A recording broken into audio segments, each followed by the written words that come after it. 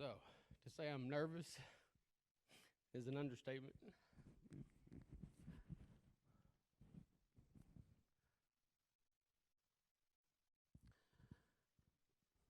You'd think I didn't get paid for a living to stand in front of crowds and speak to people. I told Josh last night that it's the most frustrating thing about this. I get paid to speak in front of crowds for a living, but yet I get here, I turn into a train wreck. All right, calm my nerves. Here we go. So, if you've never been asked to do this, I pray one day you get asked to do this. Because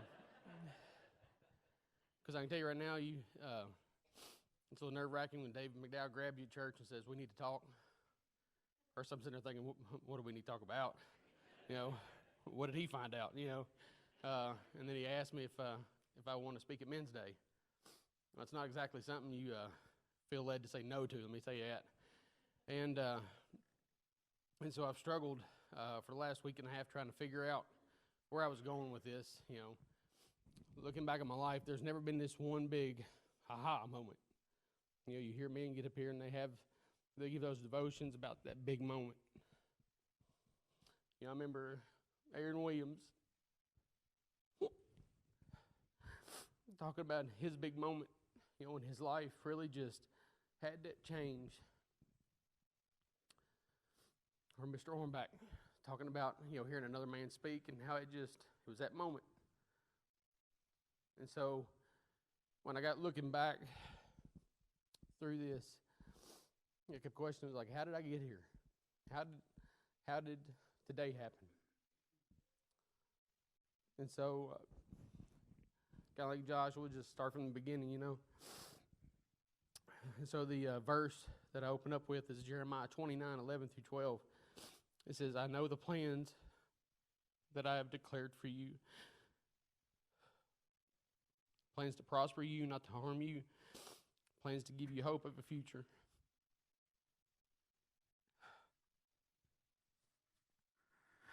Then one day you'll call on me and come to prayer, and I will listen to you. So, come on now. At 7, my parents divorced. If you've never been through that, something I pray you that these children in this room never go through that.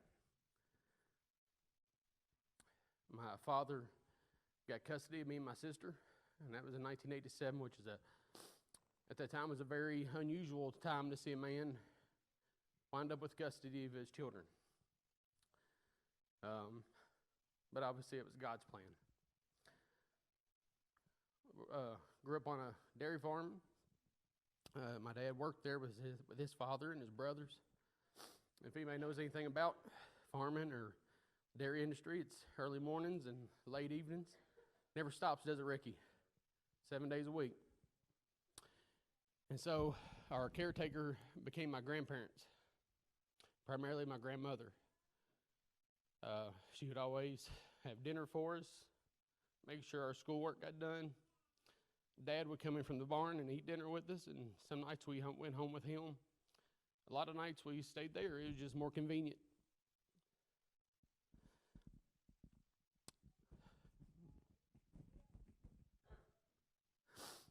And I'm thankful for my dad and my mom.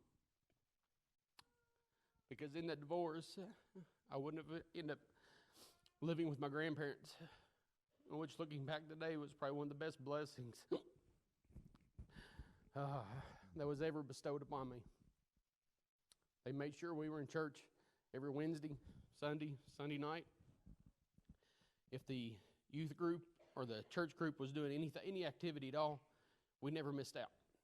They made sure we went on every rafting trip to Kings Island, every youth group. We did it all. Me and my sister, we never went without in those aspects. They were at every ball game, FFA, speech debate, cattle judging with 4-H, with Ricky. We never went without. They always made sure that we had the opportunities to do so. And so by the time I was 12, I decided I wanted to be baptized. I wanted to follow Jesus. I remember sitting down and having that conversation with my grandpa about what it meant and stuff like that. And he said there, and I remember him telling me that day that this is something you have to decide for yourself. I can't decide it for you. The only thing that me and your grandmother can do is love on you and guide you. But if you want to do it, you have to make that step. And so time came, and we're at church, and I remember one of the few moments that my mom and dad would ever be in the same room at the same time together.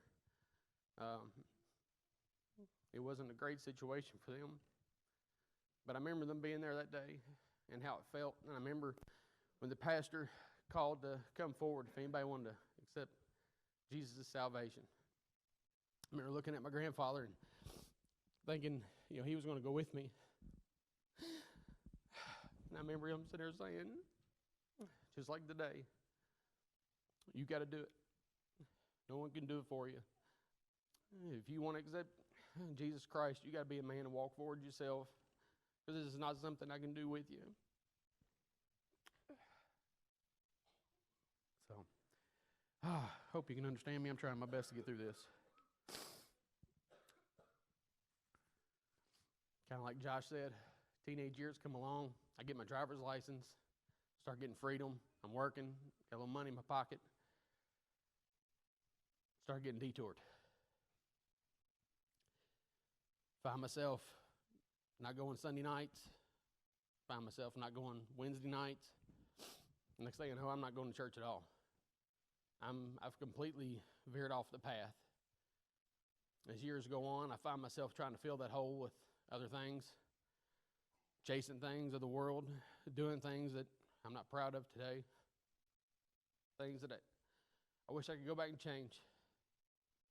But at the same time, it's all those things. It was that path. Like he said, I know the plans of your life, the plans I have for your life. It was all planned. It was all choreographed. Certain doors were meant to be opened for me to walk through at certain times in my life to make sure that I got here today. In my early 20s, I saw my best friend, Jeremy Williams, get diagnosed with brain cancer.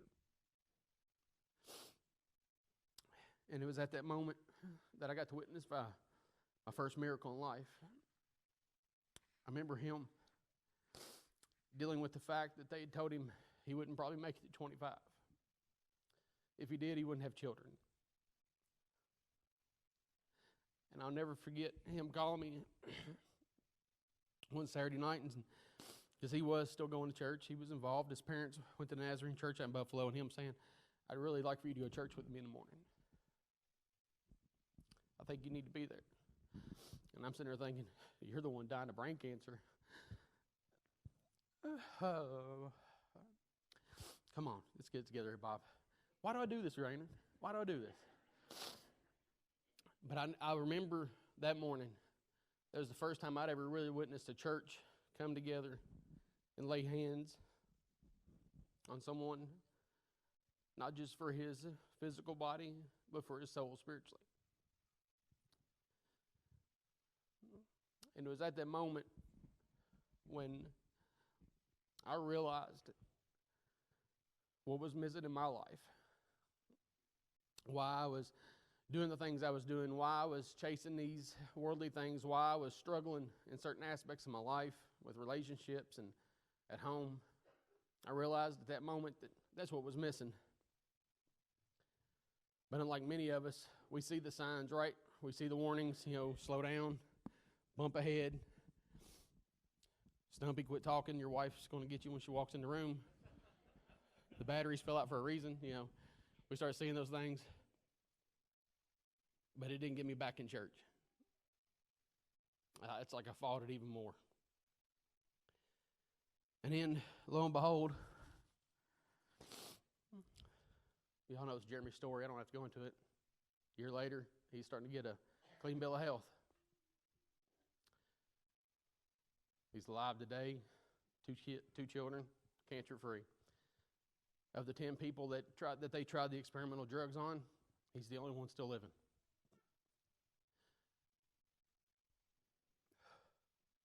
And then, luckily, through a drive-through window, I meet a young lady named Shauna. And of course, she was the one who pursued me. Wrote her phone number on the bag. Wouldn't leave me alone.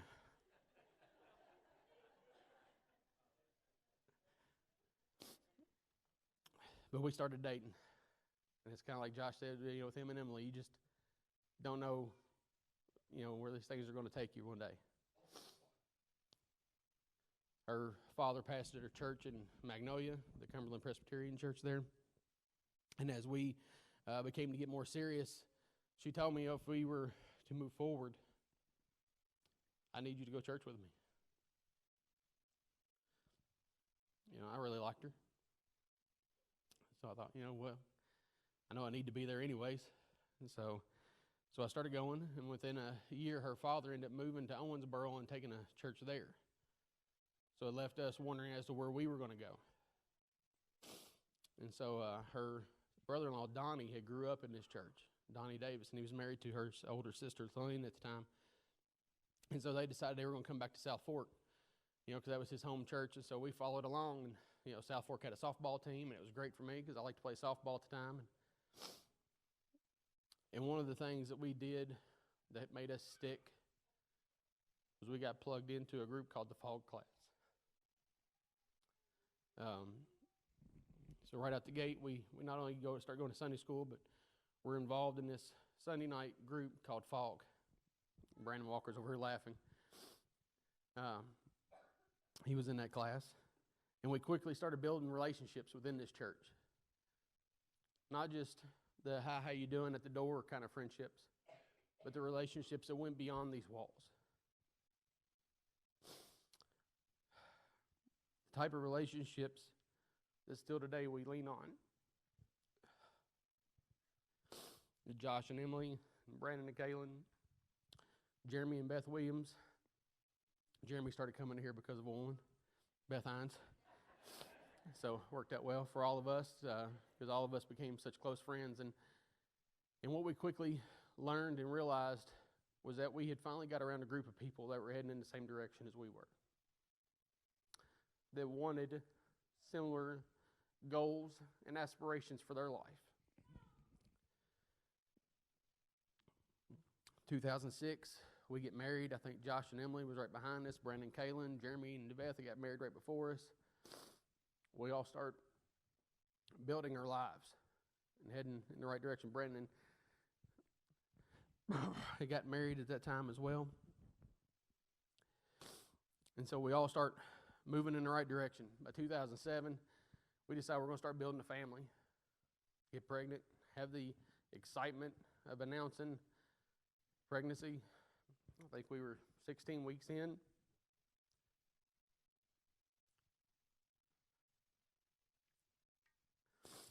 Life hits us with a side swipe, and we have our first miscarriage, first of 3. And it was at that moment that I knew the importance of a church family.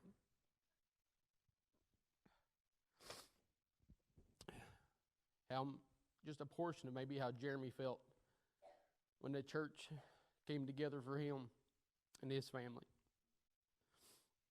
And so I found Galatians 6:2. It says, share each other's burdens, and in this we obey the law. And so we had Briley in 2008. We were fortunate enough to have our first child. Continued on with multiple, 2 other miscarriages. Real estate economy tanks. We're hit with all the struggles of life, from health to, having a new baby, and then our jobs turned backwards on us. She's a mortgage loan officer. I'm a realtor and auctioneer, so we couldn't be more tied into the real estate recession than anybody could. Billy remembers it. He was a house builder. It was a tough few years. During that time of going through the recession and stuff like that, and just dealing with the struggles of life, we never stopped giving. We never stopped plugging in. We never doubted God. We never walked away. We were frustrated at times. Why were we struggling financially? Why were we having these health issues? Why couldn't we have another child? And then, at this time, Brother Norm leaves. Jonathan becomes our new pastor. The fall class had ended, so that group that we had now kind of got broken up and gone different directions. Donnie's pastoring the church. Jeremy's taking over youth ministry somewhere. And, just things are, Brandon and Sherry are involved in other parts of the church with music and things of that nature. So our group had kind of got broken up a little bit. And luckily, Jonathan and the leadership of the church decides to take church times and turn them upside down. Church service starts at 9:30. Sunday school's 11. If you're in our class, 11:30, which drives Shelly up the wall, but it's true. But it happened. And the thing is, it was perfect timing. Because we got plugged back into a Sunday school group. We got plugged back into our church. We got plugged back in to building and strengthen those relationships with inside these walls and outside these walls, because during that time we didn't realize how important it was going to be. But it was, because when you start having those life things hit you, you don't realize how important it is to be able to walk in that door and to ask for prayers and to have that group of people to be able to pray over you and watch over you, hold you accountable, to keep you on the path when everything in the world is pulling you away.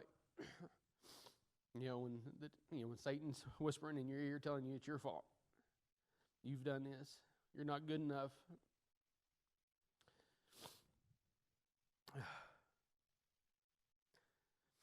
And so as things go on, Jonathan and the leadership here starts pushing to pay off the church debt, go on more missions, to do more things.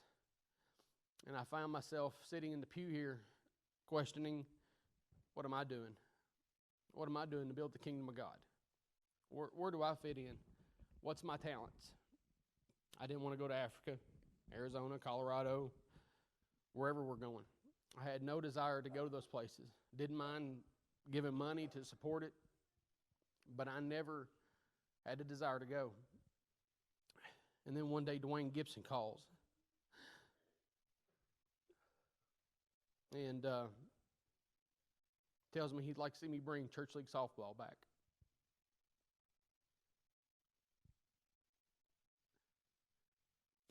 That he feels like there's a need in the community to do so, and he would really like to see me put forth the effort to make it happen. I brush it off. About a year goes by. I'm not going to go into all the details. I think me and Caleb did a video on it. I can roll for a long time on that. I think I used way more time on the coffee break that day than I should have. But anyways, I sat down with Jonathan and Caleb eventually and talked to them about my plans, how I wanted it to go. And to be honest with you, I was hoping they would be the ones to say, okay, we'll help run it. No, Jonathan was like, if you want it, we'll back you 100%, but it's yours. You need to do this. And I quickly learned that would become my mission field. That would become my Africa.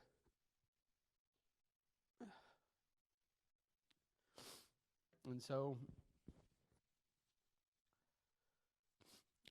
going into it alone, I found a verse that still holds true to today with the church league. Two of them, actually. But the first one here is Ecclesiastes 4, 9 through 12. It says, 2 are better than one because they have a good return for their labor. If either of them falls down, one can help the other. So in 2014, when I started the league, the first year, a guy named Tyler Hornback, we'd already became really good friends with him, and Katie came along beside me and said, I'll help you, whatever you want to do. He said, I want to be a part of this, and he wanted to help. And so, even though a lot of times I get credit for church league, had he not came along beside me, I don't know if it had gone more than a couple of years, because I get frustrated thinking I was going to see this immediate return, these immediate results. And I get discouraged, he'd remind me, it's not our job to do the harvesting. It's our job just to plant the seeds. It's our job to spread the word, and in God's timing, He'll make it grow. As the league went on, more and more people have joined. More and more people have come to enjoy it. And when asked why we run the league, I found a real simple verse that explains this. In James 5:19-20, it says, "My brothers and sisters, if one of you should wander from the truth, and someone bring that person back, remember this: whoever turns a sinner from the error of their way shall save them from death and cover a multitude of sins." We always said that if we could just bring one, if our league could just affect one, then it's worth it. And this year we've seen multiple baptisms. We've seen families joining the church, not just here, but other churches have been affected by it. And I'm not saying that to brag on anything me and Tyler have done, but I'm saying that to say that it was an honor that God used us to be a part of that. And I pray that someday, if you're not a part of something that is reaching out, a mission field, doing something for the kingdom of God, that you find that. Because let me tell you right now, there's no greater feeling. There's no greater satisfaction than seeing Him use your labor to bring somebody here. To see that family be changed, someone's course be altered.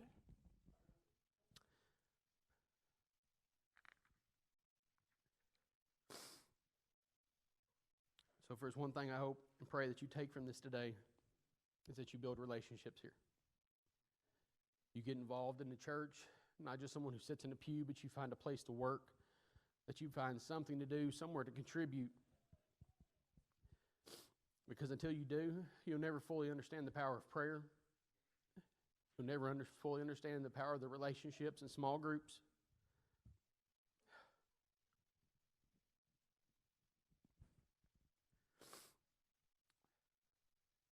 Like Courtney said this morning, Jesus watched the boat, didn't He?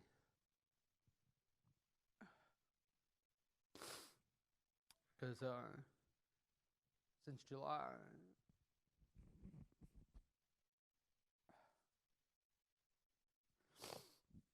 you all have prayed over us. You've watched over us. You all know y'all prayed over me again last week. Been dealing with some heavy health issues.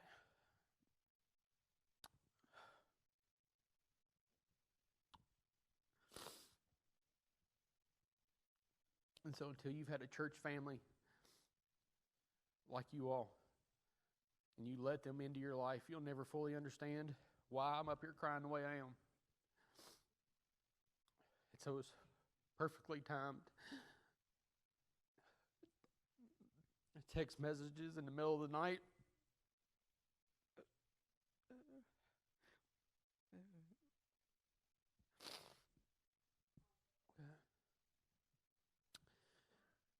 It's your friends and your church leaders sitting with your wife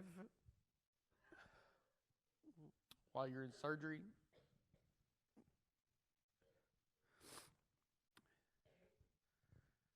They help get you through it. I know God has a plan for these heart problems. I don't know what it is yet. He hasn't revealed that to me, and it ain't my time to find out. But I know that somewhere down the line, He's going to use this for me to reach somebody else. Because in all things, we give thanks. And I'm thankful that I'm still on my 2 feet. That He isn't done with me yet. And I pray that He continues to use me to somehow or another glorify His kingdom and bring someone else to know Him. Because as long as I'm breathing and I'm upright I know He's got a game plan. Like I said before, He has a plan for my life. And so, South Fork, I love you all. Thank you for loving me and my family. And you all have been there since the day we walked in the door. Since the day Phyllis and James Jeffries hugged us and said, we've been praying for you all. We pray that you all join our church. And I've never forget that. Because every Sunday when we first started coming here, James would always greet me at that door. I'm thankful, sir. So, South Fork, I'm thankful for you all.